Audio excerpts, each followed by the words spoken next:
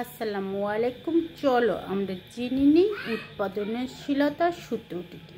উৎপাদনশীলতার সূত্রটি হচ্ছে আউটপুট বাই ইনপুট, অর্থাৎ উৎপাদন ভাগ উপকরণ। উৎপাদনশীলতা কাকে বলে?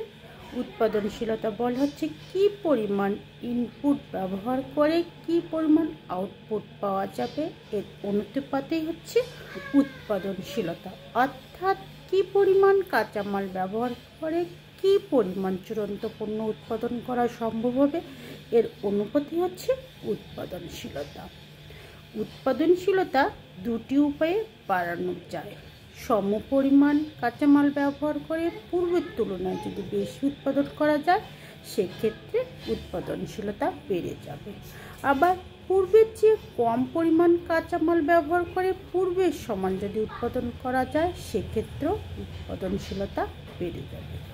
উদাহরণস্বরূপ বলা যায়, ধরো আমি পূর্বে 1 কেজি আটা দিয়ে 12টি রুটি তৈরি করতে পারতাম।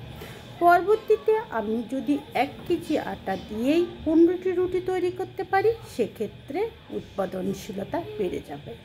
আবার যদি আমি 900 গ্রাম আটা দিয়ে পূর্বের সমান 12টা রুটি তৈরি করতে পারি সেক্ষেত্রেও উৎপাদনশীলতা বেড়ে যাবে। তো আজ এ পর্যন্ত, ততক্ষণ পর্যন্ত তোমরা ভালো থেকো। আল্লাহ হাফেজ।